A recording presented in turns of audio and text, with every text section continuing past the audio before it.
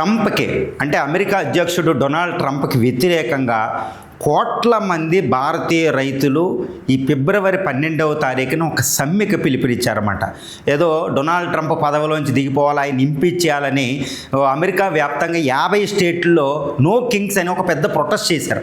ఆ రకంగా ఇప్పుడు ఇండియాలో జరగబోతుంది. ఫిబ్రవరి 12వ తారీఖున కోట్ల మంది రైతులు, ముఖ్యంగా సంయుక్త కిసాన్ మోర్చా SKM ఫిబ్రవరి 12వ తారీఖున దేశవ్యాప్తంగా సమ్మెకు పిలుపునివ్వడం జరిగింది.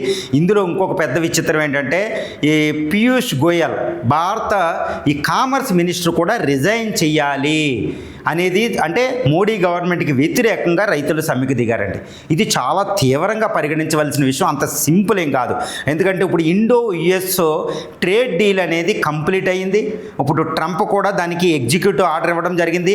మార్చిలో ఫైనల్ సిగ్నేచర్ జరగబోతున్నాయి. దీంట్లో భాగంగా ట్రంప్ తన ట్రూత్ సోషల్లో ఒకటి ప్రకటించాడు. ఇదే ఈరోజు కాంట్రవర్షియల్గా అతిపెద్ద కారణమైంది, పార్లమెంట్లో పెద్ద యుద్ధానికి దారితీసింది. అదేంటి, అమెరికా నుండి భారతదేశం $500 బిలియన్ విలువైన వస్తువులు దిగుమతి చేసుకోవడానికి అంగీకరించిందని ట్రంప్ ప్రకటించాడు. అందులో కోలు, ఎనర్జీ, టెక్నాలజీ, ఎలక్ట్రానిక్స్ ఈ వస్తువులతో పాటు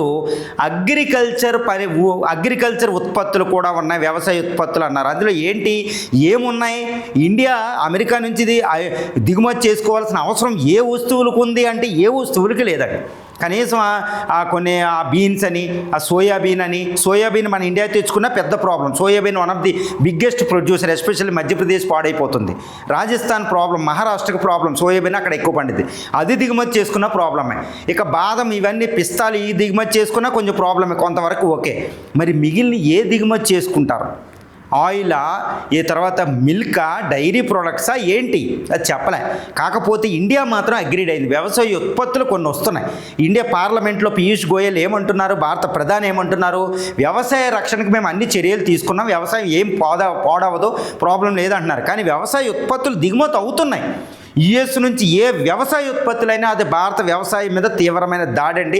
ఎందుకంటే ఆల్రెడీ వ్యవసాయాన్ని మనం నెగ్లెక్ట్ చేసేసాం. భారతదేశంలో వ్యవసాయాన్ని నెగ్లెక్ట్ చేసినట్టు కొంతమంది ప్రైమ్ మినిస్టర్లు ఒప్పుకున్నారు. 55% పాపులేషను, అంటే సుమారు 75 కోట్ల మంది ప్రజలు వ్యవసాయం మీద ఆధారపడి ఉన్నారు ఇండియాలో. అందులో మొత్తం కార్మిక జనాభాలో 45% వ్యవసాయం మీద ఆధారపడి ఉన్నారు. ఇన్ఈక్వాలిటీ రిపోర్టు ప్రకారం వ్యవసాయం అధమ స్థానంలో ఉంది. వాళ్ళ దారుణమైన పరిస్థితులు, ఆత్మహత్యలు, తర్వాత ఎక్కడికక్కడ వ్యవసాయ సంక్షోభం, గిట్టుబాటు ధరలు లేవు, దారుణం, మొత్తం డెట్ క్రైసిస్లో మునిగిపోయి ఉన్నారు.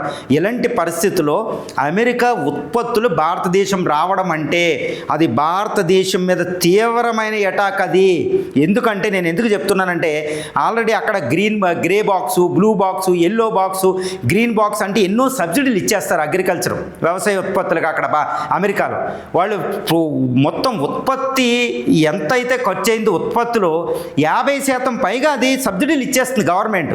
కాబట్టి కారు చౌకగా అమ్మేస్తారు. అవి ఇండియా వస్తే అత్యంత ప్రమాదం అన్నమాట, చాలా చాలా ప్రమాదం. అందువల్ల సంయుక్త కిసాన్ మోర్చా ఈరోజు ఫిబ్రవరి 12న పిలుపుకి ఇవ్వడంలో మొత్తం ధర్మబద్ధం అండి. వాళ్ళని రక్షించని పక్షంలో భారత ప్రభుత్వం చాలా చాలా తప్పు చేసినట్టు. మా ట్రేడ్ డీల్ వల్ల ఇంత వస్తుంది, ఇండియాలో ఇది వస్తుంది, టెక్స్టైల్ అభివృద్ధి చెందిద్దని పీయూష్ గోయల్ గారు వివరించే బదులు ఆ వివరణ వద్దండి. ఆ వివరణ ఎంత మామూలే, ట్రేడ్ డీల్ కుదిరితే ఎలాగో ఉంటాయి, ఇండస్ట్రీకి, సర్వీసెస్ సెక్టర్కి ఎలాగో బెనిఫిట్ వస్తుంది. కానీ వ్యవసాయానికి పూర్తిగా మేము దిగుమతులు చేసుకుంటాం లేదని పీయూష్ గోయల్ గారు ప్రకటించలేకపోతున్నారు, మోడీ గారు ప్రకటించలేకపోతున్నారు. పార్లమెంట్లో డిస్కషన్ అవ్వలేదు. ఎందుకంటే ఈ ట్రేడ్ డీల్ అనేది అమెరికా అధ్యక్షుడు కూడా చేయలేడు, ఎందుకంటే అమెరికన్ కాంగ్రెస్ ఒప్పుకోకపోతే.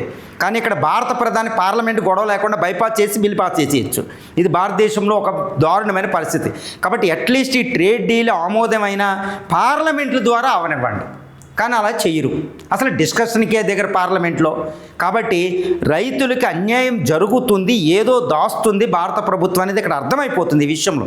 కాబట్టి అమెరికా ట్రేడ్ డీల్లో అగ్రికల్చర్ కంప్లీట్గా ప్రొటెక్ట్ అయ్యింది అని చెప్పేంతవరకు ట్రేడ్ డీల్ మీద సంతకం చెయ్యకపోవడమే ఉత్తమం. అదర్వైజు ఇంకొక మోడీ గవర్నమెంట్కి ఎగ్నెస్ట్గా ఇంకొక అతిపెద్ద రైతు సంక్షోభం ఇక్కడ జరగబోతుంది అనేది అర్థమైపోతుంది. సంయుక్త కిసాన్ మోర్చా పంజాబ్, హర్యానా, ఉత్తరప్రదేశ్ జాట్ ఫార్మర్స్ అని బీజేపీకి చాలా పెద్ద సపోర్టెడ్ ఫ్యామిలీస్ అండి అక్కడ. ఇప్పుడు యూపీలో విన్ అయిందన్న, ఈ రాజస్థాన్లో మధ్యప్రదేశ్లో విన్ అయిందన్న జాట్ ఫార్మర్స్ ఇప్పుడు వాళ్ళందరూ అడ్డం తిరిగారు.